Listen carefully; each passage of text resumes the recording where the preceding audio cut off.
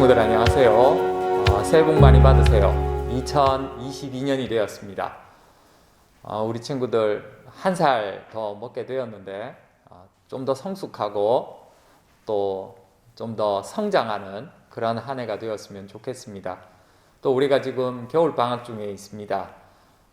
그저 이렇게 논다고 쉰다고 시간을 낭비하는 것이 아니라 다음을 위해서 또 준비하는 그런 귀한 시간 되었으면 좋겠습니다. 자, 신명기 26번째 시간, 우리 또 신명기 말씀으로 함께 하나님의 은혜를 나눠보도록 하겠습니다. 신명기 6장 20절에서 25절까지의 말씀입니다. 제가 읽어드릴게요. 후일에 내 아들이 내게 묻기를 우리 하나님 여호와께서 명령하신 증거와 규례와 법도가 무슨 뜻이냐 하거든 너는 내 아들에게 이르기를 우리가 옛적에 애굽에서 바로의 종이 되었더니 여호와께서 권능의 손으로 우리를 애굽에서 인도하여 내셨나니 곧 여호와께서 우리의 목전에서 크고 두려운 이적과 기사를 애굽과 바로와 그의 온 집에 베푸시고 우리 조상들에게 맹세하신 땅을 우리에게 주어 들어가게 하시려고 우리를 거기서 인도하여 내시고 여호와께서 우리에게 이 모든 규례를 지키라 명령하셨으니 이는 우리가 우리 하나님 여호와를 경외하여 항상 복을 누리게 하기 위하심이며 또 여호와께서 우리를 오늘과 같이 살게 하려 하심이라. 우리가 그 명령하신 대로 이 모든 명령을 우리 하나님 여호와 앞에서 삼가 지키면 그것이 곧 우리의 의로움이니라 할지니라. 아멘. 예전에 제가 신명기는 정체성, 특별히 신명기 중에서도 10계명은 정체성이라고 말씀을 드린 적이 있습니다. 정체성이라는 것은 내가 누구냐, 또 내가 무엇을 어디까지 할 수 있느냐, 그것이 정체성이라고 했는데요. 이 정체성은 우리가 태어나서 자라는 그때부터, 태어나는 그 순간부터 죽을 때까지 이 정체성은 만들어집니다. 이 정체성을 만드는 요인 중에 하나가 바로 경험이라는 것인데요. 특히 경험들 중에 어떤 강력한 경험, 평생에 걸쳐 잊지 못하는 어떤 충격적인 경험, 그것이 설령 좋은 경험이건 혹은 나쁜 경험이 되었던 그 경험은 우리의 정체성을 만들어주는 아주 중요한 요인 중에 하나가 됩니다. 그것 때문에 우리는 어떤 일에 용기를 낼 수 있고 또 어떤 일에는 두려움도 느끼게 되는 것이죠. 왜냐하면 우리가 예전에 했던 그 경험, 그 정체성 때문에, 그 경험 때문에 우리는 어떤 신념을 갖고 있기 때문입니다. 어떤 믿음을 갖고 있기 때문이에요. 내가 무엇을 할 수 있는지 아는 것이 정해지기 때문에 이 정체성은 내가 어떤 일을 할 수도 있게 하고 어떤 일을 하지 못하게도 합니다. 재미있는 것은 경험은 내가 가진 믿음을 더욱 강화시킵니다. 왜냐하면 내가 가지고 있는 믿음 안에서만 우리는 경험하려고 합니다. 그러다 보니까 자연스럽게 그래, 맞아, 역시 그렇군 이라고 생각하는 횟수가 많아지게 되죠. 그러다 보면 자연스럽게 내 정체성은 그쪽으로만 발달하게 되는 것이죠. 이스라엘은 시내산에서 하나님의 말씀을 받은 경험이 있습니다. 이 경험은 남녀노소를 불문하고 굉장히 충격적인 경험이었습니다. 하나님의 영광이 임하게 됐죠. 그런데 이 하나님의 영광이 임할 때에 어떻게 임했는가 하면 깜깜할 때 임했습니다. 아무것도 보이지 않는 흑암과도 같은 상황 속에서 하나님의 음성만 들렸습니다. 이스라엘 백성들은 두려워했습니다. 하나님이 임하시면 이런 느낌을 받는구나, 이런 상황이 되는구나. 그래서 이스라엘 백성은 이 하나님에 대한 경외심, 하나님을 두려워하고 존경하는 마음을 가지게 되는 그런 경험을 하게 됩니다. 원래 하나님의 말씀을 받은 이 이스라엘 사람들은 이집트의 노예였습니다. 무려 430년 동안이나 이집트의 노예 생활을 했습니다. 그러다 보니 이들의 정체성은 노예였죠. 머리끝에서 발끝까지 세포 하나하나 이들은 노예였습니다. 어떤 일을 경험해도 어떤 생각을 해도 나는 노예라는 그 생각을 바탕을 두고 이들은 생각하고 행동했습니다. 모세를 하나님께서 리더를 세워서 이들에게 자유를 주십니다. 노예 생활을 하고 있던 사람들에게 자유를 주신 거죠. 이 오랜 시간 동안 노예 생활을 하던 이 이스라엘 사람들이 이집트를 나와서 하나님께 예배드리기 위해 길을 나섭니다. 이런 그들에게는 항상 구름 기둥과 불 기둥이 함께하게 됩니다. 구름 기둥과 불 기둥은 이들의 한낮의 더위를 피할 수 있게 했고, 그리고 추운 새벽을 견딜 수 있게 해줬습니다. 무엇보다 이들의 인생의 나침반으로서 역할을 합니다. 왜냐하면 어디로 갈지 모르는 상태였기 때문에 그렇죠. 그런데 이 구름 기둥과 불 기둥은 하나님의 함께 하심의 상징이었습니다. 그런데 생각해 보십시오. 구름 기둥과 불 기둥이 40년이라는 긴 시간 동안 나와 늘 함께 하면서 나를 밤낮으로 지켜주고 나를 인도합니다. 그러면 그거 정말 기적과도 같은 일 아닙니까? 그런데 이 이스라엘 백성들에게는 이 기적과도 같은 일이 상식이 되어 있었습니다. 당연한 것이었죠. 자, 이런 그들 앞에 무엇이 나타나는가 하면 홍해가 나타납니다. 사람이 건널 수 없는 강이었죠. 그런데 엎친 데 덮친 격으로 조금 전까지 이들을 노예로 붙잡고 있다가 이들을 풀어줬던 이집트에서 정신을 차리고 다시 이들을 잡아오려고 했습니다. 왜냐하면 이들이 없으면 나라가 굴러가지 않았기 때문이죠. 그래서 모든 군대를 동원해서 이 이스라엘 사람들을 잡아오기 위해 이집트 군인들이 출동을 합니다. 그런데 이스라엘 사람들은 그걸 알 리가 없지 않습니까? 바로 앞에는 홍해가 있었는데 뒤를 돌아보니 이집트 군인들이 자신들을 잡으러 옵니다.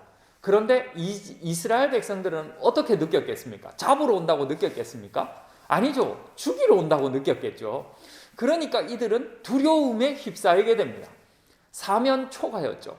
어디로 갈 수 없는 상황, 앞뒤가 다 막혀있는 상황이었습니다. 두려움이 가득한 그때 이스라엘 백성들은 놀라운 일을 경험하게 됩니다. 바로 홍해가 갈라지는 거죠. 한 사람도 빼놓지 않고 신발에 물 한 방울 젖지 않고 그들은 홍해를 건너게 됩니다. 정말 기적과도 같은 일 아닙니까? 목숨을 부지한 사람들입니다. 그런데 이내 그들은 또 한 가지 충격적인 경험을 하게 됩니다. 바로 자신들을 쫓아오던 그 이집트 군대가 홍해의 물이 닫히면서 몰살하게 되는 걸 경험합니다. 완전한 자유를 그들은 이제 누리게 됩니다. 얼마나 놀라운 경험입니까? 얼마나 충격적인 경험입니까? 다시는 자신들의 목숨을 위협하는 존재가 사라진 것입니다. 마음의 시원함을 경험하지 않겠습니까? 이들은 그리고 광야에서 마시는 물도 경험하게 되고 만나와 메추라기로 그들은 음식도 경험하게 됩니다.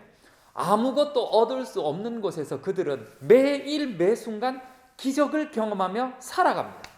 그렇다면 이들의 머릿속에는 어떤 생각이 신념으로 자리 잡혀 있겠습니까? 믿음으로 자리 잡혀 있겠습니까? 하나님이 함께 하신다라는 그 사실 아니겠습니까? 어떤 상황 속에서도 하나님은 우리를 인도하시고 하나님은 우리를 채워주신다. 이것이 그들의 신념 속에 있어야 되지 않겠습니까? 그러나 놀랍게도 그렇지 않게 됩니다. 그때뿐이라는 말입니다. 실제 하나님의 백성인 이 이스라엘 사람들은 하나님을 떠나 다른 신을 섬기게 됩니다. 두려움 중에 받은 하나님의 말씀을 버리고 세상의 법을 따라 세상 속에서 살아가게 됩니다. 도대체 이들은 왜 이렇게 변했을까요? 왜 그들의 정체성이 하나님이 함께 하신다라는 걸 믿지 못하고 엉뚱한 곳에서 이상한 정체성을 쌓아가고 만들어가고 있었던 것일까요? 그것은 바로 그들 속에 있던 죄 때문이었습니다. 그들은 충분히 하나님과 함께하는 것을 경험하는 하나님의 백성이라는 생각이 들어야 함에도 불구하고 그렇지 못하게 된 이유가 죄 때문이라는 것입니다. 죄는 수단과 방법을 가리지 않고 하나님이 하시는 일을 아주 잠깐 벌어지는 어떤 특별한 일이라고 치부해버립니다. 마치 어떤 마술과도 같은 일이라고 폄하시켜 버립니다. 하나님은 우리 삶이 꾸준하게 이어지도록 하시는, 우리 삶이 꾸준하게 이어질 수 있도록 하시는 분이라는 그 생각이 들지 않도록 하는 것이 죄의 힘입니다. 그래서 이스라엘 백성은 하나님의 말씀을 지키지 않게 됩니다. 두려움 속에 받은 하나님의 말씀이었지만 그들은 하나님의 말씀을 멀리하게 됩니다. 비록 기적과 이적을 본 눈이 있고 그리고 귀로 들었고 몸에 닭살이 돋으면서까지 경험했지만 그들은 하나님의 말씀을 멀리하게 됩니다. 죄의 힘이 굉장하지 않습니까? 이 죄의 힘은 하나님이 하시는 일을 잊게 하고 우리가 경험하는 슬픔과 속상함과 괴롭고 고통스러운 것들을 더 크게 만들어 버립니다. 그래서 하나님을 잊게 만들어 버립니다. 이스라엘 백성들이 그랬습니다. 그리고 세월이 흘러 오늘날 우리도 그렇습니다. 우리 안에 힘을 내어 우리의 정체성을 죄는 위협하고 있습니다. 어떤 기적과도 같은 일을 봐도 우리는 하나님이 하셨다라고 생각하지 않습니다. 우연이라고 생각합니다. 아니면 그냥 단순하게 운이 좋았다라고만 생각을 합니다. 위급하고 다급한 상황에서 온갖 신을 찾으면서 이 위급하고 다급한 상황에서 나를 좀 벗어날 수 있도록 해주는 누군가가 있었으면 좋겠다라고 생각할 때에 그 위급하고 다급한 상황에서 벗어나게 되면 언제 그랬냐는 듯 우리는 다시 원래의 모습으로 돌아와서 우리는 일상을 그냥 아무렇지도 않게 살아가게 됩니다. 죄가 가진 힘이죠. 하나님을 모르게 만든다는 것. 죄가 우리의 정체성을 방해합니다. 죄가 우리의 정체성을 무너뜨립니다. 그리고 엉뚱한 정체성을 쌓게 만들어 줍니다. 때문에 성경은 우리에게 뭐라고 이야기를 하는가 하면 반복되는 경험이 필요하다고 이야기를 합니다. 무엇에 대한 반복되는 경험일까요? 바로 하나님의 말씀입니다. 하나님의 말씀을 이마에 붙이고 손목에 메고 문설주에 다는 것도 중요하지만 그 하나님의 말씀을 반복해서 매일매일 순종하며 살아야 되는 것을 성경은 우리에게 강조합니다. 말씀을 잘 지켜야 한다라는 것이죠. 그럴 때에 이 순종의 힘이요 말씀에서 벗어나지 않게 합니다. 죄의 정체성을 쌓지 않게 합니다. 그리스도인으로 가지고 있어야 하는 정체성을 온전히 가질 수 있도록 도와줍니다. 우리 사랑하는 모든 친구들, 새해에 이 하나님의 말씀을 반복해서 지키는 사람들이 되기를 바랍니다. 그럴 때에 우리는 올바른 정체성을 가지게 되고 그 정체성으로 우리가 이 세상을 살아갈 때에 이제까지 누리지 못했던 하나님의 은혜를 누리게 될 것이고 하나님의 자녀로 살아갈 때 하나님께서 주시는 많은 복들을 우리는 경험하게 될 것입니다. 우리 사랑하는 모든 친구들이 하나님의 말씀을 순종하며 지키는 이 말씀 따라 살아가는 그런 귀한 친구들 되기를 바라고 또 그런 한 해가 되었으면 좋겠습니다. 그래서 한 해의 끝자락에 다가갔을 때에 하나님께서 나에게 이런 일들을 베풀어 주셨구나. 그래, 이런 일을 베풀어 주셨으니까 나는 하나님을 신뢰할 만하지. 하나님을 믿을 만하지. 내가 하나님의 자녀인 것이 참 복되구나 라는 그런 생각들을, 그런 고백들을 여러분들이 하게 될 것입니다.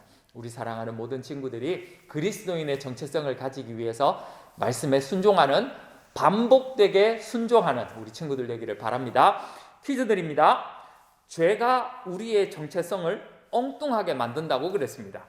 이 죄에서 벗어나는 방법은 죄의 정체성에서 벗어나서 올바른 그리스도인의 정체성으로 살아가기 위해서는 무엇대로 살아야 한다고 제가 이야기를 했습니까?